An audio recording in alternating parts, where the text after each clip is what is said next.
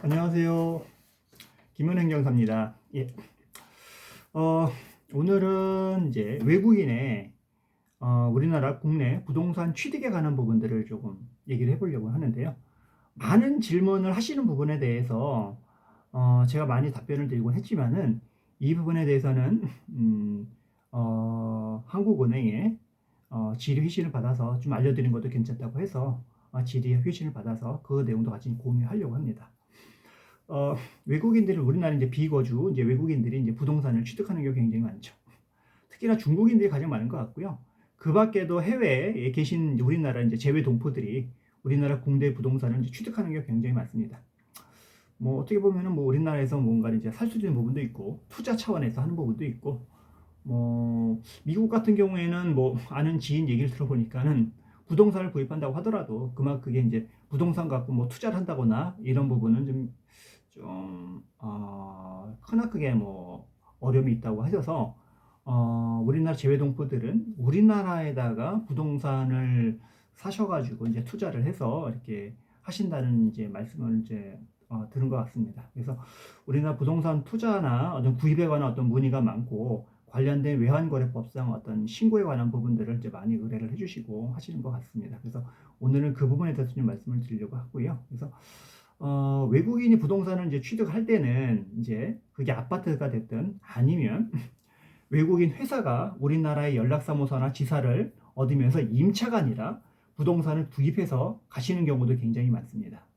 또 한편으로는 그 부동산을 구입을 해서 자기네들이 일부 쓰고 일부는 이제 임대차를 주어서 한국의 지사를 운영하는 부분도 있으신 분들이 많이 있으신 것 같고요.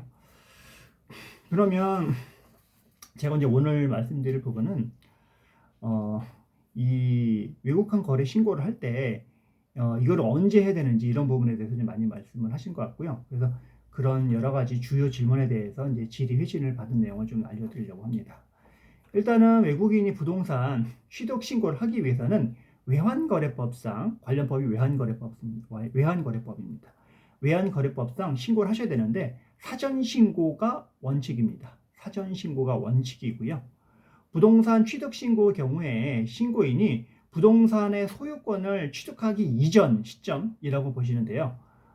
다시 말하면은 잔금 지급 이전에 해당 신고 기관에다가 이제 신고를 하시면 됩니다. 그래서 외국환을 다루는 은행이라든가 아니면 한국은행에다가 이제 신고를 하셔야 됩니다. 그래서 소명이 이제 예를 들면 모든 자금들이 계좌로 들어오거나 하는 부분들은 특별하게 문제가 없는 것들은 외국환 은행에 신고를 하시면 되고요.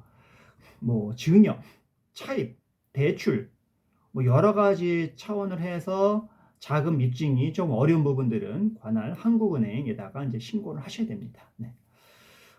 그리고 비거주자가 이제 거주자로부터 이제 자금을 이제 차입해서 이제 국내 부동산을 이제 취득하는 경우가 있는데요. 이런 경우에는 먼저 거주자가 비거주자에 대한 어떤 대출 신고를 먼저 하셔야 됩니다. 먼저 하시고 내가 외국인한테 대출 신고 돈을 빌려줬습니다라고 해서 그 신고를 먼저 하고 신고가 된 다음에 그 입증 자료를 갖고 그 다음에 부동산 취득 신고를 하셔야 된다는 거 잊지 말아 주시기 바랍니다.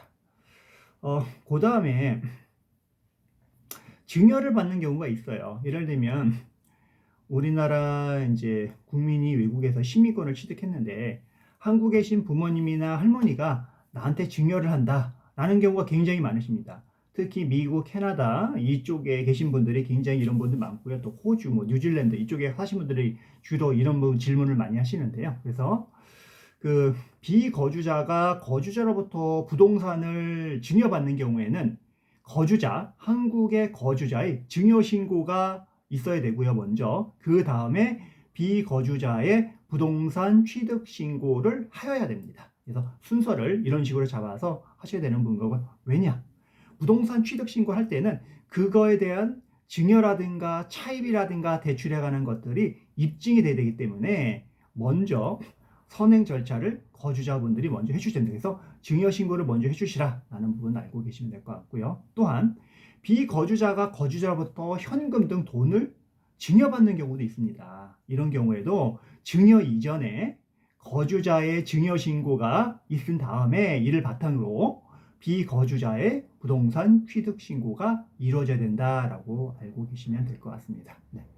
이렇게 하시고 그다음에 이제 모든 이제 명의의 계좌를 통한 지급 및 어떤 수령이 다 확인이 돼야 됩니다. 계좌를 통해서 본인 명의 통해서 계좌로 지급하거나 수령하거나 이런 것들이 명확하게 이루어져야지만 이걸 입증 서류 갖고 해서 부동산 취득 신고에 입증 자료로 쓸 수 있다라는 부분들을 알고 계시면 좋을 것 같습니다. 예, 그래서 오늘은 이제 이런 부분에 대해서 질문을 많이 하셔서 제가 이제 알고 있는 부분들은 이제 많이 상담을 드렸는데도 불구하고 다시 한번 저도 이제 질의 회신을 받아서 이제 확인을 이제 시켜드리는 부분입니다. 그래서 오늘은 이제 외국인의 부동산 취득 신고, 외환거래법상 신고를 말씀드립니다. 그래서 실부동산 실거래법상 신고가 아니라 외환거래법상 신고라는 거. 외환거래법상 신고는 비거주자에 한해서 해당된다라는 부분도 알고 계시고요. 많은 공인중개 여러 가지 부동산을 중개하시는 공인중개사님들도 이 부분에 대해서 잘 모르셔가지고 문의를 하시는 부분이 있기 때문에 이 부분에 대해서 항상 잘 짚고 넘어가시는 부분인 거고요. 그래서 항상 이런 부분에 대해서 행정기관의 뭐 인허가나 관련된 신고 등록에 관한 부분에 대해서 궁금한 사항이 있으시면 저희 같이 이제 전문 행정사들한테 문의하시면은 큰 도움이 될 것 같습니다. 네. 오늘은 여기까지 하고요. 다음에도 좋은 알찬 내용으로 찾아뵙도록 하겠습니다. 마지막으로 좋아요, 구독, 알람 설정까지 꼭 부탁드리겠습니다. 감사합니다.